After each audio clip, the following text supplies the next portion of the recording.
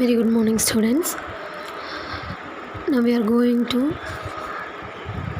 see the subject of financial management.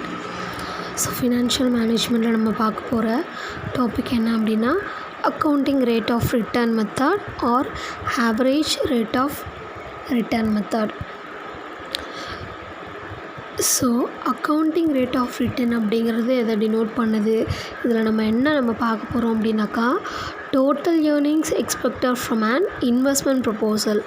நம்ம எவ்வளோ investment பண்ணுறோமோ அதை பேஸாக வச்சு நம்மளோட டோட்டல் ஏர்னிங்ஸ், அதாவது over its full life time, அதோட ஃபுல் லைஃப் டைம் வரைக்கும் எவ்வளோ ஏர்னிங்ஸ் நம்ம கிடைக்கும் அப்படிங்கிறத நம்ம கால்குலேட் பண்ணுறதுக்கான ஒரு மெத்தடுக்கு பேர் தான் ஏஆர்ஆர் மெத்தட் அப்படின்னு நம்ம சொல்லுவாங்க. ஓகே, இந்த மெத்தட் இஸ் பேஸ்ட் ஆன் ப்ராஃபிட்டை பேஸ் பண்ணி என்ன செய்யுது நம்ம கால்குலேட் பண்ண போகிறோம். அக்கௌண்டிங் ரேட் ஆஃப் ரிட்டர்னால் ஒன்று தான், ஆவரேஜ் ரேட் ஆஃப் ரிட்டர்ன் அப்படின்னாலும் ஒன்று தான். ஓகேவா, இப்போ நம்ம என்ன பண்ணுறோம் அப்படின்னாக்கா ஒரு ப்ராப்ளம் நம்ம போட போகிறோம். எப்படி இந்த அக்கௌண்டிங் ரேட் ஆஃப் ரிட்டர்ன் நம்ம கால்குலேட் பண்ண போகிறோம் அப்படிங்கிறத நம்ம என்ன செய்ய போகிறோம், பார்க்க போகிறோம். நமக்கு சம் வந்து கொடுத்துருக்காங்க.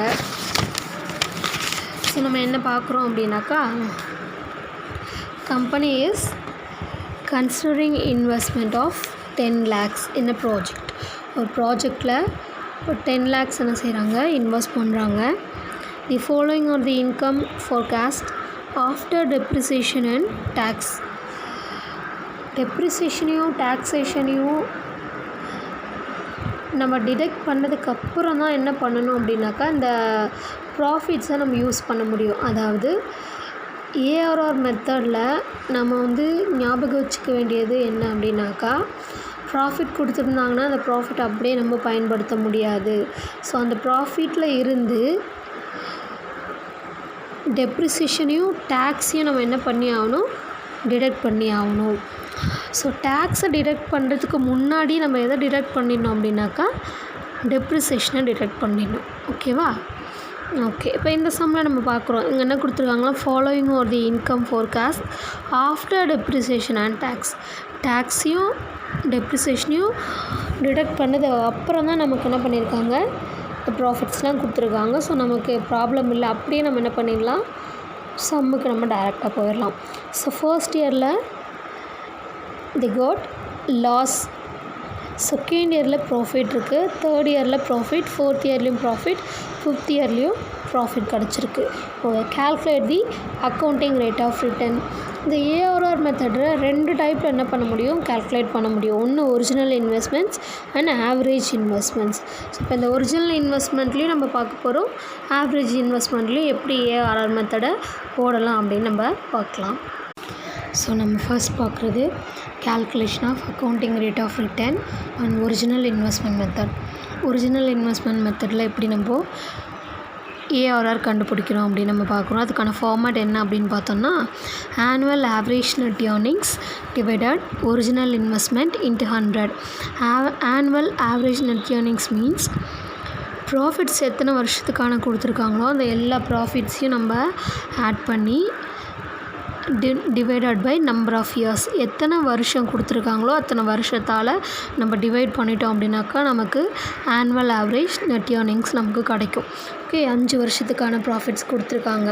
இன்கேஸ் லாஸ் இருந்துச்சு அப்படின்னு சொன்னாக்கா ப்ராஃபிட்ஸ் எல்லாத்தையும் நம்ம ஆட் பண்ணி லாஸ் என்ன பண்ணிடணும், அதுலேருந்து நம்ம டிடெக்ட் பண்ணிடுறோம்.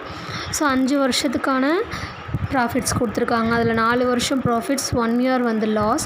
இந்த 4 வருஷத்துக்கான ப்ராஃபிட்ஸை ஆட் பண்ணி அந்த 1 இயர் லாஸை நம்ம லெஸ் பண்ணிவிட்டு டிவைடட் நம்பர் ஆஃப் இயர்ஸ், மொத்தம் 5 வருஷம் நம்ம டிவைட் பண்ணோன்னா நமக்கு கிடைக்கிற ஆன்சருக்கு பேர் தான் annual average net earnings. Average அப்படின்னு சொன்னாலே எத்தனை இயர் கொடுத்துருக்காங்களோ அந்த நம்பர் ஆஃப் இயர்ஸால் டிவைட் பண்ணுறதுக்கு பேர் தான் ஆவரேஜ் அப்படின்னு நம்ம அர்த்தம். Okay, annual average net earnings நம்ம கால்குலேட் பண்ணிட்டோம். அதுக்கப்புறம் original investment given in sum பார்த்திங்கனாக்கா 10 lakhs. ஒரிஜினல் இன்வெஸ்ட்மெண்ட் வந்து அவங்களே நமக்கு கொடுத்துருக்காங்க. கிவன் அமௌண்ட் பார்த்திங்கன்னா 10 lakhs. இப்போது ரெண்டுமே நமக்கு கிடச்சிருச்சு. ஸோ நம்ம என்ன பண்ணுறோம் அப்படின்னாக்கா ஃபார்மேட்டை நம்ம என்ன செய்யலாம், அப்ளை பண்ணலாம். ஃபார்மேட் என்னது, annual average net earnings divided original investment into 100. annual average net earnings பார்த்தோன்னா நமக்கு 2 lakhs கிடைக்கும். ஓகே, இந்த ஒர்க்கிங் நோட்ஸில் கொடுத்துருப்போம் பாருங்கள், அதில் நமக்கு தெரிஞ்சுக்கும். 2 lakhs நமக்கு டிவைடட் ஒரிஜினல் இன்வெஸ்ட்மெண்ட்ஸ் புக்கில் நமக்கு கொடுத்துருக்காங்க 10 lakhs into 100. ஸோ நம்ம மல்டிபிள் பண்ணோன்னா நமக்கு கிடைக்கிறது பார்த்திங்கன்னா 20% நமக்கு கிடைக்கும். ஸோ ஆஃப்டர் டெப்ரிசியேஷன் அண்ட் டேக்ஸ்க்கு அப்புறம் நமக்கு கிடைக்கிறதுக்கான இந்த ARR accounting rate of return பார்த்திங்கன்னா 20% என்ன செய்யும் நமக்கு கிடைக்கும். நம்ம எவ்வளோ இன்வெஸ்ட் பண்ணுறோமோ அந்த இன்வெஸ்ட்மெண்ட்லேருந்து நமக்கு எவ்வளோ கிடைக்குது, 20% நமக்கு கிடைக்குது. எதில் அப்படின்னு பார்த்தோன்னா நமக்கு ஒரிஜினல் இன்வெஸ்ட்மெண்ட் மெத்தடில் நமக்கு 20% கிடைக்குது. இதுவே நமக்கு ஆவரேஜ் இன்வெஸ்ட்மெண்ட் மெத்தட் அப்படின்னு பார்த்தோம்னா நமக்கு என்ன வரும் அப்படிங்கிறத நம்ம நெக்ஸ்ட் பார்க்க போகிறோம். So next one, calculation of accounting rate of return on average investment method. First நம்ம பார்த்து ஒரிஜினல் இன்வெஸ்ட்மெண்ட், இதில் ஆவரேஜ் இன்வெஸ்ட்மெண்ட்டில் நம்ம பார்க்க போகிறோம். அதுக்கான ஃபார்மேட் என்னென்னா annual average net earnings divided average investments இன் 100. இது இதோட ஃபார்மேட். ஓகேவா? இப்போ ஆனுவல் ஆவரேஜ் நெட் ஏர்னிங்ஸ் எப்படி கால்குலேட் பண்ணணும் அப்படின்னு நமக்கு தெரியும்.